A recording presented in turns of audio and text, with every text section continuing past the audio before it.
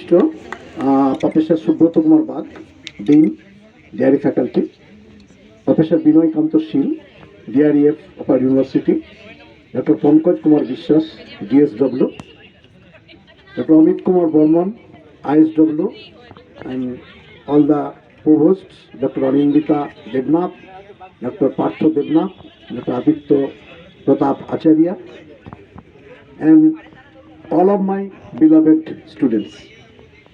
আমার খুব ভালো লাগছে আজকে অনেকদিন পরে তোমাদের মধ্যে আসতে পেরে।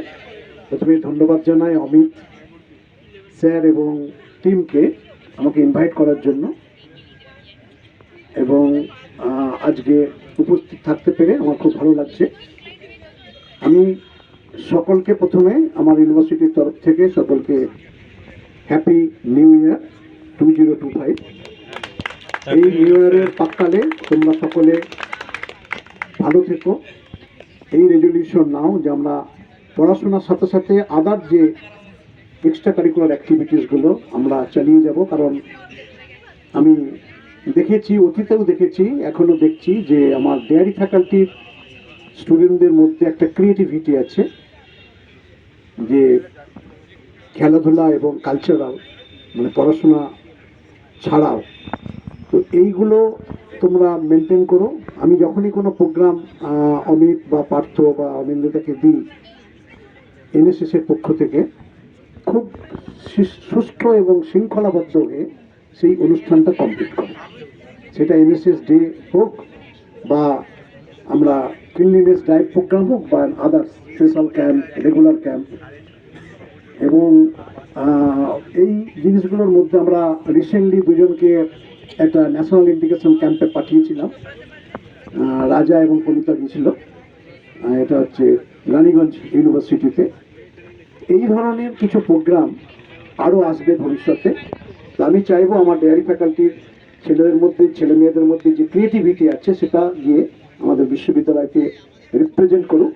এবং সবসময় বিভিন্ন জায়গা থেকে আমাদের আসে যে তোমাদের ছেলেরা খুব ট্যালেন্টেড। আজকে দেখলাম যে একজন স্টুডেন্ট একটা ড্রয়িং করেছে আমাদের ছবি, এবং এর মধ্যে ক্রিয়েটিভিটি বোঝা যায়। এছাড়া দুজন গান করলো, এবং আরও অনেক অ্যাক্টিভিটি আছে। আমরা এই 3 দিনের যে প্রোগ্রাম, যে কালচারাল অ্যান্ড স্পোর্টস মিট, সেটাতে তোমাদের সৃষ্টি আমাদের কাছে রেজিস্টার হয়ে থাকবে। এবং বাগ স্যার যিনি তোমাদের ডিন আছেন এখন, আমি খুব সিনসিয়ার, সিরিয়াস এবং রেগুলার। যখনই কোনো কিছু আমি আর্জি জানাই, সেটা কন্ট্রোল হিসাবে হোক বা এনএসএস প্রোগ্রাম কোঅর্ডিনেটর হিসাবে, উনি কিন্তু খুব মূল্য দিয়ে সেটাকে ইভ্যালুয়েট করেন এবং সেই বার্তাটা ছাত্রদের মধ্যে দিয়ে পৌঁছায়। ডক্টর অমিত কুমার বর্মন, ডক্টর পার্থ দেবনাথ এবং অনিন্দিতা ম্যাডাম যে আছেন, সবসময় চেষ্টা করেন, এবং আরও যারা শিক্ষক শিক্ষিকারা আছেন তোমাদের ফ্যাকাল্টিতে, তারাও চেষ্টা করেন যে কীভাবে আমাদের ছাত্রদের আমরা ইন্সপায়ার করব এবং ছাত্ররা একটা মূল্যবোধ শিখবে। তো যেটা প্রফেসর সিল বললেন না, এটা আমারও একই অভিজ্ঞতা। আমার 3 ফ্যাকাল্টির মধ্যে সবচেয়ে ডিসেন্ট আমার ডিআরই ফ্যাকাল্টির ছেলেমেয়েরা, এটা বলতে কোনো দ্বিধা নেই। এবং ক্রিয়েটিভিটিও আমি দেখেছি অনেক অতি সুন্দর, এবং সেটাকে একটা জায়গাতে পৌঁছে যাওয়ার জন্য। সুতরাং তোমাদের মধ্যে দিয়েই আমরা আমাদের বিচার করব, তোমাদের মধ্যে দিয়ে আমাদের বিশ্ববিদ্যালয়ের মূল্যায়ন হবে, তোমাদের মধ্যে দিয়ে বিশ্ববিদ্যালয়ে বিশ্ববার্তা বিশ্বে ছড়িয়ে পড়বে। এটা আমার আহ্বান। তোমরা সবাই ভালো থেকো, সুস্থ থেকো, এবং পড়াশোনার সাথে সাথে নিজেদের হেলথ কনসার্স এবং তোমাদের যে ক্রিয়েটিভিটিগুলো আছে, সবসময় হয়তো আমরা সুযোগ করতে পারি না। এই বছর আমার বন্ধু doctor Pankaj Kumar Biswas, DSW sir, খুব আদরণীয় মানে অনুভবের সঙ্গে তোমাদের এইগুলো করাচ্ছে, যে এই যে স্পোর্টস কালচারাল মিট হচ্ছে। আমি স্যারকে বলেছি যদি আমাদের একটা inter faculty sports and cultural meet করানো যায়, তাহলে সেই আগের মতো 2টো ফ্যাকাল্টি অলরেডি এখানে আছে, আর একটা ফ্যাকাল্টির ছেলেমেয়েরা দিন 5 জন্য এখানে আসবে, এবং থেকে তোমাদের সঙ্গে একটা প্রত্যেকের একটা সমন্বয় সাধন হবে, এবং নিজেদের মধ্যে এটাও হবে যে exchange of views and others, এবং তার সঙ্গে সঙ্গে কিছু কালচারাল এবং স্পোর্টস অ্যাক্টিভিটি করবে। এটা যদি করা যায় আমরা সর্বোচ্চভাবে সাহায্য করব এবং তোমাদের মধ্যে একটা সমন্বয় সাধন গড়ে উঠুক। আমরা একটাই ইউনিভার্সিটি এবং এই ইউনিভার্সিটির মাধ্যমে আমাদের ছাত্রছাত্রীরা বিভিন্ন জায়গাতে আমাদের এই বিশ্ববিদ্যালয়ের যে প্রতিভা সেটা প্রদর্শন করবে এবং আমাদের বিশ্ববিদ্যালয়ের নাম অর্জন করবে।